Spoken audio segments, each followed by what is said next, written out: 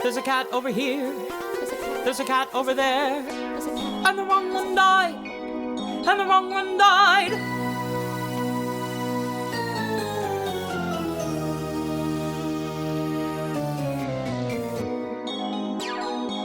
Welcome to The Wrong Cat Died, the podcast breakdown of the catastrophe. I'm your host, Mike Abrams, and today we have another amazing guest. I've covered a lot of the 2016 revival and the most recent tour, but we've not done a lot about the history and past of Cats. So I'm excited to go back to the 1986, 87, and 88 national tour. And so she was Demeter on what was the third national U.S. tour. So welcome, Deborah Geneviere, Athens, and thank you for joining me. Thank you so much for having me, Mike. This is going to be fun. I am really excited because my whole history started with seeing 2016, seeing it a second time, and then seeing the 1998 movie. But what I always find fascinating is my first question is almost always, tell me about, like, did you watch the movie growing up or did you see it? But your experiences was before the movie. Yes. So take me back to the 80s. It's only been on Broadway for a little bit. Like, what was known about Cats when your tour was brought up? Like, this is the first time it went to major cities outside of New York, right? Yes, it was. So at the time, I think Cats opened on Broadway in 82. So I arrived in New York a few years after Cats just opened on Broadway. It was still the biggest hit in New York, and you couldn't get a ticket to it. So coming to New York as a young dancer, that was the holy grail of Broadway shows. Everybody wanted to be in Cats. And so I went to numerous replacement calls, cattle calls. I went to auditions for the national tours as they were mounting it. So back in the 80s, there were actually 4 top-rated companies of Cats in the U.S. There was a Broadway company, there was a sit-down LA company, then they mounted another national tour that started in Boston, and ours was the third national tour. And we were the very first tour that traveled to cities across America. So we did 1-week stints, 2-week stints, a month. So we were constantly traveling. It was the first time that audiences actually had the privilege and opportunity of seeing Cats. So it was a tremendous experience. You know, think about it like we were the Hamilton of its time. It was a big, big deal. And you know, it's funny, my niece now tells me, oh, Aunt Deb, you were in Cats back when it was cool, right? So, you know, even now I'm no longer in the business. And when people find out I was in Cats, they ask me if I was in the revival. And I'm like, no, I was in the Cats back in the 1900s, kids. So it was still brand new and fresh. Yeah. So I want you to tell me more about, like, when you got to New York, it was the show. Like, it was, because that's what's kind of fascinating to me is there was, now it's 40 years worth of running. Like, people have an opinion, but back then it was still new and fresh. And like you said, kind of the Hamilton of its time. Yes. So you wanted to be like, it was the best role you could get for a dancer. It was the show to be in. I mean, if you had Cats on your resume, it just brought you such a level of credibility. It spoke so much about your technique and talent. And, you know, everybody wanted to be in that show. And I would go to these huge cattle calls in New York. There were like 1,000 girls going to a theater to audition. And it was a daunting experience, but it was also very, very exhilarating. And I remember I had gone to dozens and dozens of auditions, but in the early days, I remember Gillian Lynn was actually at the table. She wasn't teaching the choreography, but she was at the table as part of the audition process. And, you know, when you go to an audition, they constantly cut you and they cut you down. I mean, not in terms of they cut you out of the process and you leave. And it was like, you know, an all-day event. And I remember being one of the last groups of girls doing the combination. And Gillian Lynn said to us that she was looking for dancers who were androgynous. She wanted people that could look like animals. And she was specifically looking for boys that could dance like girls and girls that could dance like boys. And I thought, I got this because my body is quite androgynous. And I was a very athletic dancer. So I think I knew in my gut that eventually I was going to be in Cats. I didn't get the show that time, but fast forward to, I think, 1986, when I got the call from Andy Zerman, God rest his soul, that they wanted to cast me as Demeter. and they were launching a brand new company. And at the time, I was actually on tour with another Andrew Lloyd Webber musical. I was doing Evita, and I was in the bus and truck tour. We were traveling around Canada. And that's the first time I actually got to see Cats. We were in Toronto. They had a cast there, and our day off, we went to go see the show, and it blew my mind. I had never seen anything like this. Seeing the choreography that was just so fluid and interwoven throughout the entire show, because most musical comedies, you see a show, there's a scene, and then they dance, and then they sing, and then there's speaking. This was just part of the entire experience. And I thought, my God, look at these people. And I just knew I had to get in that show somehow.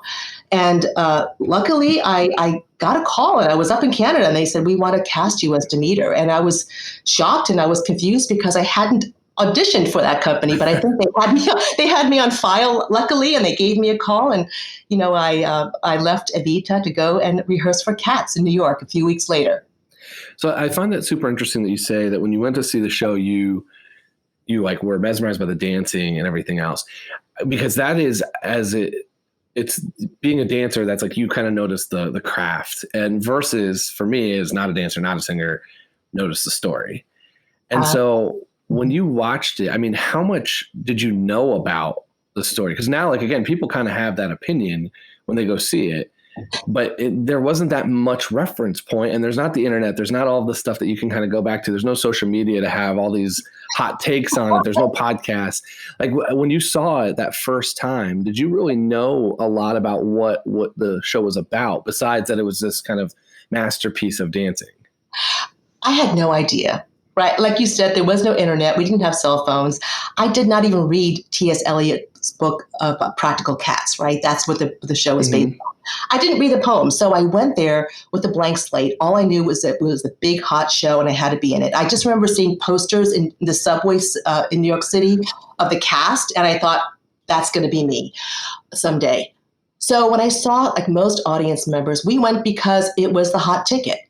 And I think from the beginning, just hearing the jellicle, the orchestra, it just kind of mesmerized you, and it brought you into this other world. And then you start seeing these actors dressed as cats, and you're like, what is going on here, right? A lot of the lyrics are very, almost nonsensical, and lots of words. Honestly, I couldn't follow the storyline. I got a sense that something was happening, and all these cats were nominating each other to go to something called the Heaviside Lair, right? And then you see these different scenes. And you know what? It's just so masterfully done. You just went with it, right? It was just take me away to another world, the world of cats. This is what cats do in a junkyard. And it was pure fantasy. I was just hypnotized by it. Yeah, you do have to kind of almost suspend your belief in realism for a little while you see it. But so now take me to New York, and you now have to kind of make sense of a character that actually, I mean, to me has a ton of depth if you really kind of bring into the backstory, or at least my interpretation of the backstory of Demeter. Yes. What were you told about Demeter, about how to play that character? Were you given a storyline per se, or were you just kind of told about certain emotions or certain things to kind of play? No, we were. Each of us were told our cat backstory, and our relationships to each other. So you're right. Demeter has a lot of depth to her. She's a cat that had been tormented, and she had this dysfunctional relationship with Macavity. As you know, she's been abducted by him. She was taken away from the tribe. She somehow escaped. She's back now, and she's under the protected wing of Bob Ballerina. She still feels like an outsider in this tribe. So that's why when you see the movements of this character, she's very jittery. She's very anxious. She's still not, confident. She's very scared. And so that's why in the second act, when Macavity comes back, that's the big dance number where again, she's being abducted, right? Mm-hmm. And then she still, even though she's frightened of him, she still can't get over him. There's something very alluring about this bad boy, right? And hence the song Macavity, but she's still scared of him. But there's a lot of emotion with Demeter. I also think in the first act, she sings Grisabella the Glamour Cat. It's the first time you see Grisabella come on stage. And Demeter's the first one that reflects upon this character. And it's because I always felt that Demeter saw a lot of herself in the potential of becoming like Grisabella.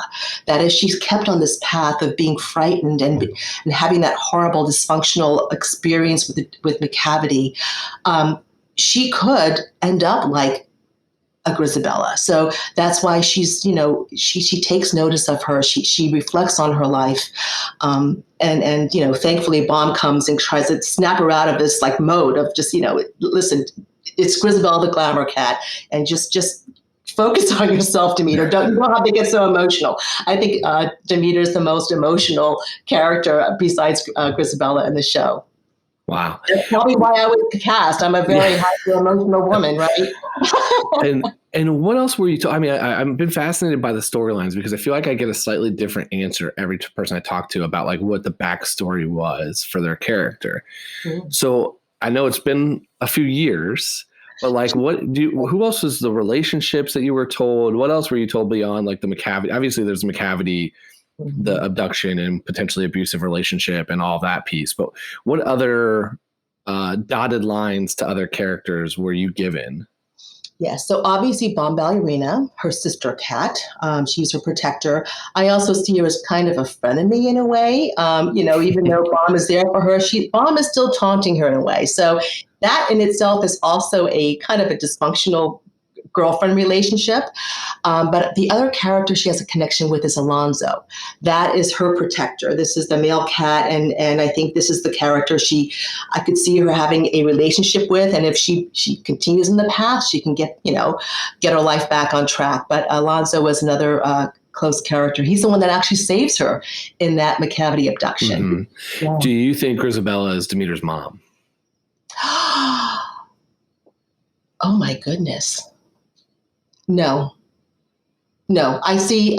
I could see how people could envision that, but I see that Demeter sees herself, a lot of herself, in Grisabella, in the fact that Grisabella talks about how she was beautiful once, right? Demeter, I think, is the most beautiful cat, and she's the most empathetic cat, and she's had these horrible experiences in her life. So I see that she relates a lot to Grisabella, but I don't think that's her mom. Okay. There's a little bit of a rumor. There's a rumor mill for almost every cat being related to every cat at this point. Oh, yeah. Wow. And that's one that because of the song, singing it, because McCavity, potentially being, in the relationship, and there's just a lot that you could kind of connect there. But I don't know. There's a pretty much every older cat and every kitten and everyone in between. There's somebody thinks that they're related in some capacity.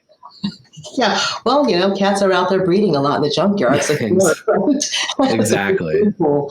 But that would be awesome to get all the Demeters together to talk about this. I never thought about it. It's great. Yeah, and I've talked to a few, and no one's really been like, I never played it that way. So I don't feel like that's necessarily the angle. But I've also been mostly fascinated by what you were actually told, because there is clearly a one or two, the Trevor Nunn, and like there's a couple people that involved that like this was their vision. They have some thought, but then there's a lot that's just super open-ended. And then there's a lot that it sounds like it's based on staging. So it depends on where the production is, how they're staging. It's like, well, those cats might feel like they might be brother, sister, just because they happen to dance together, be stage over together a lot, which I also find fascinating that like, I can't go see your production. There's no way for me to be like, oh, how did your production play it? Because there's just not the archives, at least easily for me to go find. Yeah, you're right. And it's true. There were a lot of relationships within the characters, and you do see it in the staging and in the choreography, right? So like the kids are always together and they're fawning over, Rum Tum Tugger. But then you have the older, I always envisioned Demeter and Baum to be around late 20s. He's still in their sexual prime and they're gorgeous, and they're always together. Then you have the Jenny Annie Dots and what's the other cats? I try to memorize all these names again before this show. But there are clusters of cats that are together. And we were told the backstory individually and as a cast because we had to understand each other's characters as well, right? So, and a lot of this is the subtext. It's not very obvious in the script, but it was our backstory that gave us motivation to do certain behaviors during scenes. Mm-hmm. So talk me through your tour. What was the reaction? Like, I know like you've said, the Broadway world, this was the pinnacle. What was the reaction when you went into different states and different cities that, again, has no idea what they're seeing? Maybe they've gotten been fortunate enough to go to New York and see it. But I can imagine where I'm from in Indiana, where there's going to be like 90% of that theater, if not 99% of that theater is probably never going to have seen it in the 80s. What was the reaction like from the crowd? Like, what did people think? What is it like it is compared to today, where there's like definitely an entire junkyard of super fans and then everyone else mesmerized? Were you getting that reaction when you went from city to city? Absolutely. I mean, I think people, like you said, back then they didn't have, iTunes. They couldn't download the score, right? It was the first time for everyone seeing this, but they knew it was a happening and they had to be there. We were sold out on the entire tour, right? We would go to we would show up at the theater before the show and we'd see like lines around the theater, people still trying to buy tickets to this. The audiences were mesmerized. I think oftentimes they were maybe confused as what was going on. But what was fun about the show was that, as a cat, there are scenes where you crawl to the lip of the stage and you're staring out in the audience and you would fixate on somebody. And people were kind of freaked out by that, right? I mean, you're yes. Staring at them. And then also at the beginning of the show during Green Eyes, everyone's looking straight forward, listening to the orchestra. And suddenly cats are running through the audience, flashing these green eyes in their face. And people would scream and jump out of their seats. Terrifying. Terrifying. What's going on? And so I think that set up the entire evening is like, there was going to be something new, something innovative they were going to be exposed to. I think when they saw the big Grangelical ball, people were just like stunned. You see them just like back in their chairs looking at this thinking, when are they going to stop dancing, right? Mm-hmm. And after, at the very end, just the roar of applause. I mean, I think people loved the show. They were always amazed. And then in between shows, we played cities all across America. There were big cities like Boston and LA and Chicago, but we played small towns also. Like we went to New Orleans and Shreveport and Indiana, and then in between shows, we would go to the local restaurant and see the audience at the same restaurant. They would come to our table and be like, oh my God, that was the most amazing thing, right? Also on our show, what was so unique is that it was the first time we played outdoor venues. So we played these huge theaters like the Muni in St. Louis and Starlight in Kansas City. And they're like the largest outdoor theaters in America. So as you know, Cats is a show that takes place at night. And there we were actually playing these scenes on a summer's night under the stars. It was just magical. And so that another thing that I've been a little fascinated by set design just in general. I know that there's an inflatable set that the most recent tour was using. The outdoor, when Jonathan and even mentioned that, is fascinating to me because how does Grisabella go to the heavyset layer outside? Like, how did they rig that up? Like, there's so many moving parts to these things of like how you could make this work in an outdoor venue. And what's amazing is how they set up these shows. When we traveled on a weekly schedule, they had, as soon as the curtain came down, these guys disassembled the show, put it in the truck, and then shipped it out to the next city. And it was a massive set, as you know, right? But when we did these huge venues like the Muni and Kansas City, the stage was like the size of two football fields. We had to even also restage our dance numbers to make sure we filled the stage. But I think when we did those shows, they actually had two sets to kind of fill up the space. And as far as a heaviside layer, we still had the huge tire that was built on hydraulics that still lifted up. So that was still there. And I can't remember if they had they still must have had like rigs above where Grisabella walked up to the heavy side. Honestly, it's almost 40 years ago. I can't remember that detail, but I do remember having to do a lot of running around the stage to fill the space. It was exhausting. Yeah. Again, just the level of, with it being 40 years and the level of how many different variations of this and what you see and the nuances and does give the show a lot of kind of craziness. Did you, when you were on tour, did you ever have any, I don't want to say haters, but was there anybody who didn't enjoy it, didn't get it? Because there's a lot of people now that hate the show for some reason or other. But I feel like at that point, did you feel any not negative press per se, because it's like you said, the Hamilton, but was there anything on tour where it was just wow, someone did not get it? Oh, well, you read the reviews and sometimes they would say, they would talk about the storyline not making sense and, but it had nothing to do with our performance, right? It was just, Absolutely. Right. Many times I would feel haters, when I would crawl to the lip of the stage and stare at somebody, I would realize I'm staring at someone's boyfriend and the girl next to me would be really mad. So things like that. But honestly, I don't think we got haters. There was no social media platform where people could post negative comments. We felt nothing but love and support on that tour. Yeah. So I love that. So because of how sexual nature McCavity's song is, when you're doing that and then staring down some boyfriend, the girlfriend's getting mad at you. Yes. I remember even on Valentine's performances. Well, yes, there was Valentine's, but you go, the show opens and you see all these, people on dates and all the girls were wearing pink and red. And I'm thinking, here I am in my little orange leotard sweating to death and boyfriend's looking at me. All right. That's really funny. So the criticism that I've kind of made, as it is parody, but is that this plot doesn't make sense.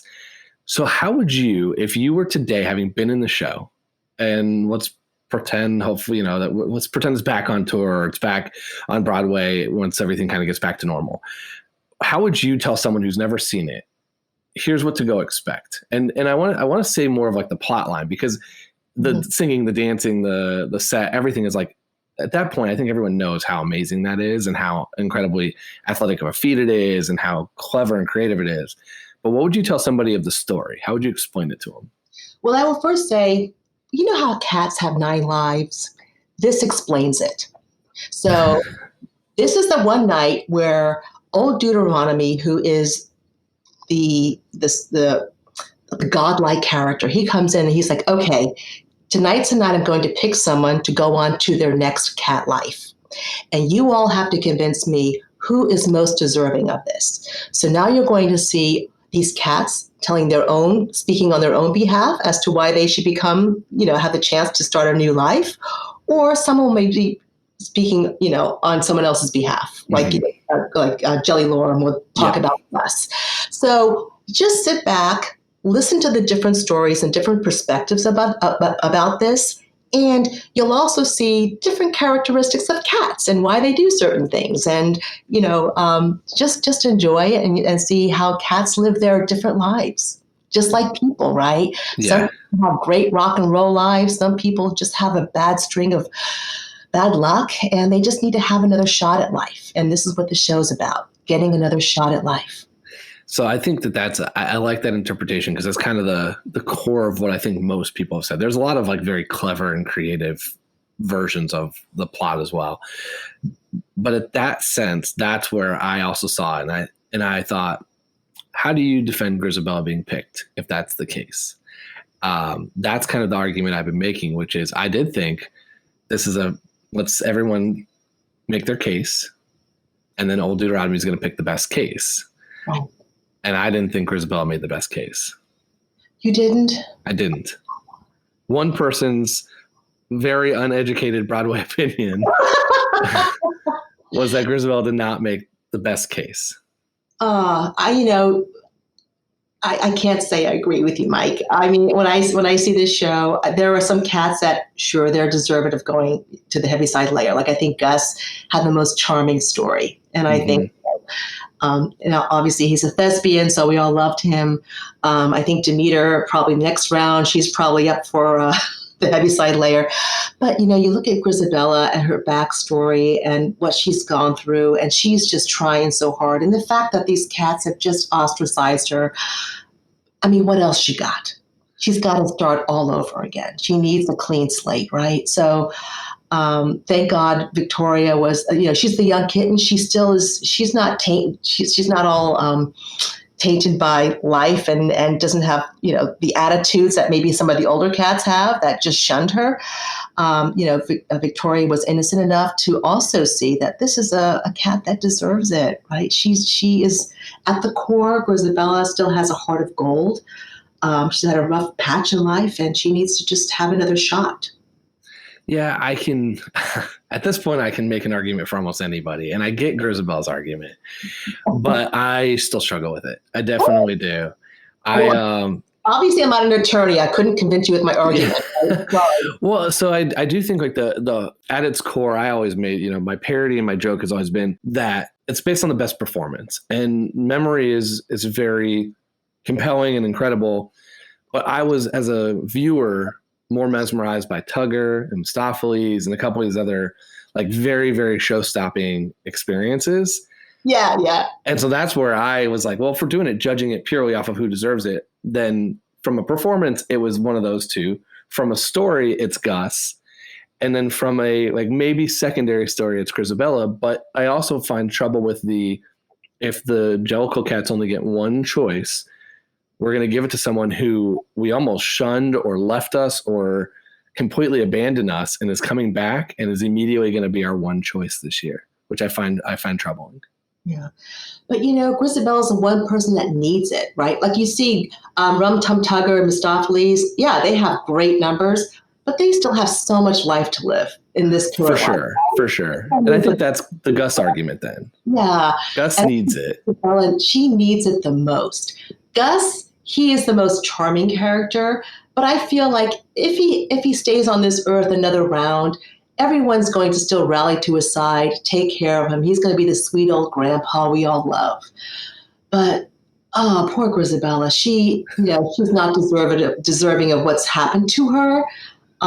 And so I was just always happy to see her go. Plus, I feel like that was the best member of the show. We had the most wonderful Grisabella, Leslie Ellis, and I think you spoke to her. Yeah, yep.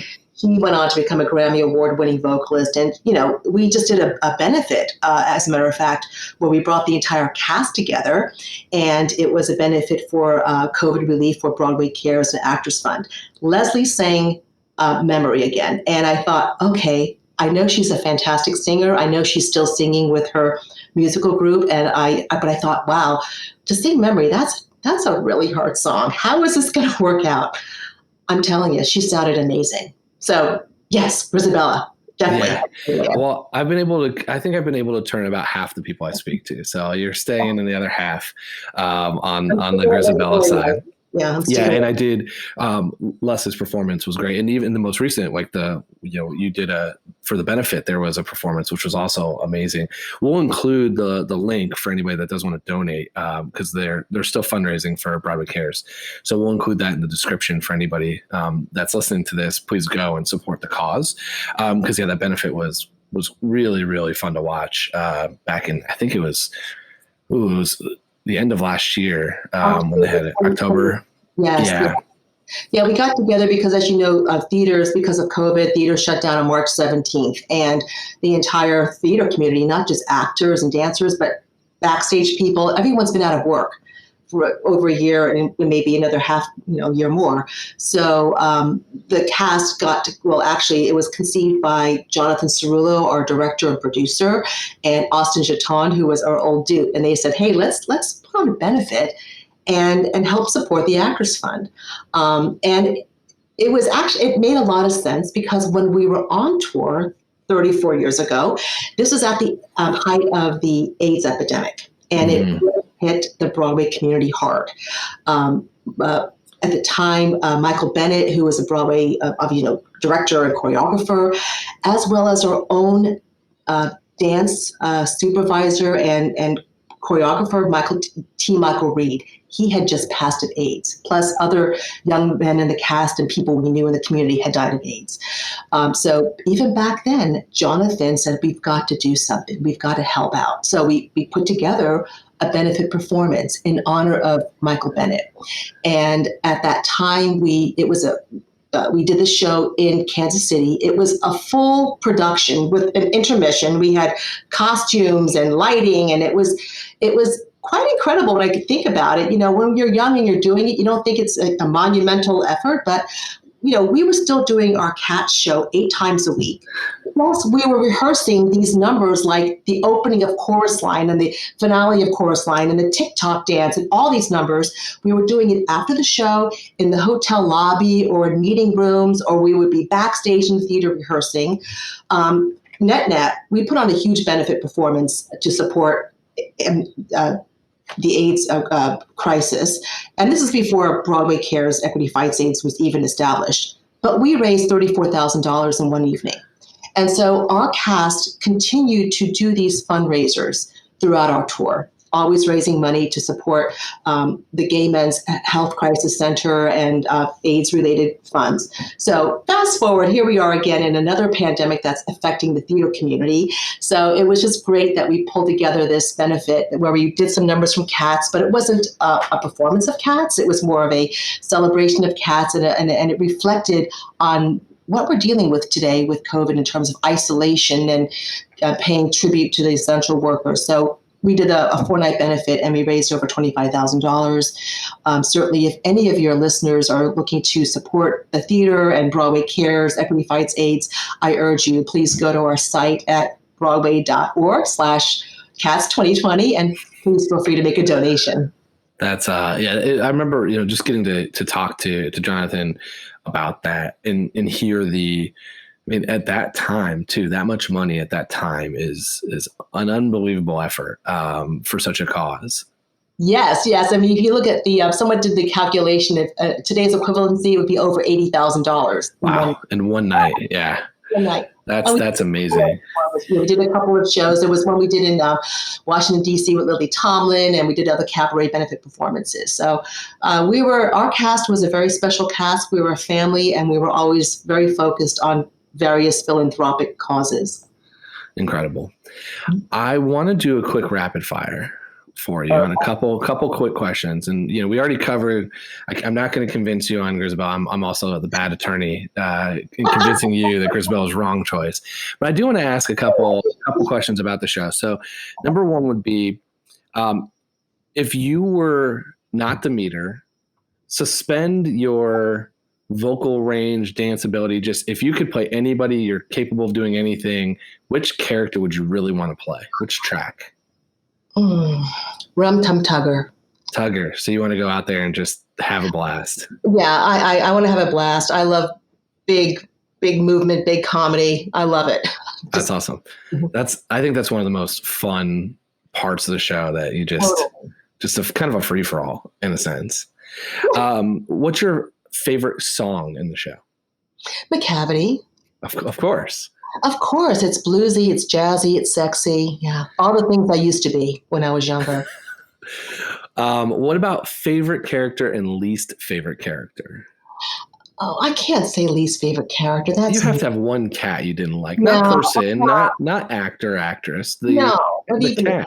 No, because I don't want to hurt anybody's feelings. But what was the other one besides favorite? My favorite? Yeah. Favorite character. I always loved Demeter, but I loved Bomb too. I thought she was hot. So it was great to play with her every night. Yeah. You don't have one character just like, I don't really understand their purpose. I would say the second cockroach, second row to the left. That's one I most. Well, I can say mine because there are cockroaches on stage. Those are the ones I hated. Yeah, mine was not in your production, so I've always said Peter, which is Gus's ensemble dance character in the beginning, who does nothing else besides dance in the beginning. Yeah. There are a couple of odd characters like that, right? Yeah. Okay. Character. Well, now I want to ask you about the movie, because you said the cockroaches. Did you see the most recent, theater, not like Broadway movie, like the movie? The movie. Yes, Yeah. I saw the movie. What did you think? I enjoyed it. I mean, come on. I'm sitting at home for like 12 months with COVID. I enjoyed Cats, the movie. Yeah. And, That cockroach scene, the cockroach scene is what made me think about it, because that part was a little disturbing. it was very disturbing. Yeah. It was a different take on cats. I think in a way it explained the backstory a little more. So I think as an audience member, you would see it. You would understand what's happening, I think. But like some of the visuals, like you said, the special effects, like the cockroaches, that was gross. There were some spectacular dancers in that. Oh, absolutely. I actually thought that the editing didn't do the dancers justice. No. Because there was some of the best dancers out there right now that never got just a frame or a section where you could see them doing their skill. It was always moving around so much. So it was kind of hard to follow. Especially the last Jellicle Ball, at the very end was a crescendo and the music gets faster and faster and these dancers are just doing amazing things, but the camera kept moving. I was like, why don't they pan back so I could see people dance? Yeah. That was my biggest gripe in the entire thing was that knowing some of the dancers that were in it, my other big gripe is I'm not a big fan of the original, the British of Mungo Jerry and Rebel Teaser, but maybe it's just because I liked the one I saw so much and it was like stuck in my head for weeks after that. When I saw that they did that version, I was just not prepared for it.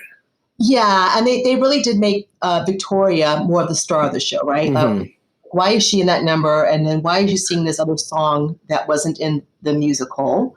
Why are people talking? And there's talking in it, which was the other thing that like there's no dialogue in the theater productions. Exactly. It's a little cheated a little bit to tell the story. I think we want to do it to tell the story. I mean, it's a film, it's Hollywood. Just like when they adapt books to film, they change it, right? Because you can't get all the subtext you would get from a book, and so it was to be expected. But it was nice entertainment. The thing I liked about it is it brought back so many memories. Yeah. Right? So, for example, my husband has never seen Cats. He's never seen me perform. So I actually had him watch the movie. It was hard to have him sit through the whole thing. But I would point out which cat I was, but it wasn't the real Demeter. I was kind of disappointed in that. You got to show him the 1998 VHS. Yes. Because that is like the theater production of it with a little extra flair added to it because there was no crowd or anything as well. But that's much more traditional, at least. Exactly. Yes. I think I'll see if I can get them to do it this weekend. I don't know. If nothing else, if you just go to YouTube, that's what's on YouTube. So you can just give them like 3 or 4 minute clips at a time. Exactly. Well, he did see the Jellicle, the opening Jellicle songs many times because for this benefit we just did, that's where I had to jog my memory and try to remember the song and what people were doing. And so I watched it over and over again on YouTube. So he has heard it. Okay. Yeah. Okay. It's not for YouTube though, right? I love it. Last rapid fire question. If you had to be quarantined with one of the cats, which cat would you want to be quarantined with? Oh, Bomb. Just the bad girl. Yes. I mean, we would be drinking you're people and we'd have a ball. So you're Demeter through and through. I love Demeter. I do. I think she's the best character of the show. Amazing. I love Demeter. So I know you're not in theater anymore. What are you working on today? Are you on social media? I guess how can we find you? What can we follow along with you in today? Yeah. So you're right. I'm no longer in theater. I actually retired when I was pushing 30. So now I'm a global marketing director in Silicon Valley. I went back to school for business and marketing. So I did my own heavy side layer. I have a new chance on life. I reinvented myself. Amazing. But I am on social media. On Instagram, I'm Deborah_Athens. I'm on Facebook. I'm out there. And I also post a lot on the Cats musical groups. So, Yeah, I will definitely be posting your show on my social media and to the high-tech world. I'm so excited. Is there anything else that we didn't cover today? What else did I miss? Is there anything else that I know we covered the benefit, which I wanted to make sure we did, but and I feel like we answered everything I wanted to talk about, but I'm also now curious because I know you've got more years of experience on cats than me. Yeah, I think maybe the rehearsal process. I think that was the most unique thing, right?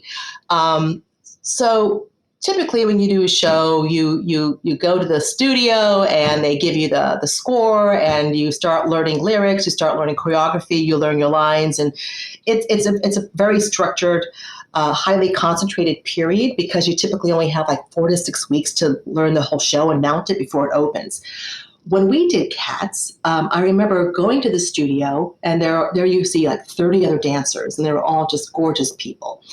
And instead of starting to learn music and choreography, they actually started talking to us about the story, the backstory of Cats, what it means. And then they had us do like at least half a day, almost for 5 days, of theater games. They had us improvise, pretending that we were a cat. And I remember they had us crawling around the floor, and they'd be like, now team up with a partner and pretend you're playing with ball of yarn. Or now you're going to pretend that you're grooming yourself and go take a nap. And so here we were crawling around the floor, pretending we were grooming other people, other cats. And I remember thinking to myself, do we have time to do all of this? Because there's a lot of choreography and lyrics in this show. And actually, it was a brilliant move because, as you know, in the show, there are many, many moments where as cats, we're just sitting on a set observing the scene. Mm-hmm. So when you're sitting there, nobody's telling you what to do. You have to know how to behave like a cat and react to the scene like a cat. So when doing all those improvs and exercises and pretending to be a cat, we were able to understand the body language of a cat. We knew how to react with other people as a cat. So I think that was one of the most unique experiences in mounting a show, is spending so much time just doing a lot of improv and exercises and trying to inhabit the life of a cat. You know, thankfully I grew up with cats my whole life, so I kind of understood how a cat moves and how they jump and et cetera. But to do it with complete strangers was a whole new experience.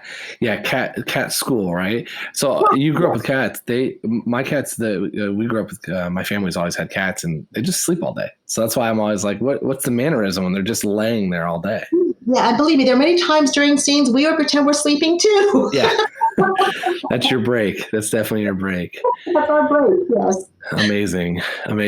Well, this was so fun to kind of hear back from the experience, early on and the reaction. And I love hearing, I think that I'm still waiting to find the person that hates the show to come talk to me, because I want to know, like, it doesn't seem like there was that back then. It was just like such a pinnacle, such a hot ticket. And then it went on tour and everyone got to see kind of this craziness, but also this masterpiece for the first time with no backstory or knowledge now. Like, now everyone goes in with some opinion almost completely. I think I might have been one of the few people that went the first time without a lot of opinion and just said, I know I need to see this, and knew nothing else. And it was a little refreshing because I don't think that happens as much in today's day and age. I love getting to hear about your experience when that was pretty much everyone's first experience with the show. Yes, it's quite magical, right? And it's a testament to why this show still endures 4 decades later. People are still talking about it, right? And you go to the different fan sites on Facebook and Instagram, and people love the show today. And it just makes me so proud that I was part of theater history. Amazing. Well, thank you so much for being here. And thank you, everyone else, for listening to this episode of The Wrong Cat Died, the podcast breakdown of the catastrophe. To follow along, you can subscribe on Apple Podcasts, Spotify, Stitcher, or anywhere else you get your podcasts. Follow us on Twitter and Instagram at The Wrong Cat Died, or check out our website, thewrongcatdied.com.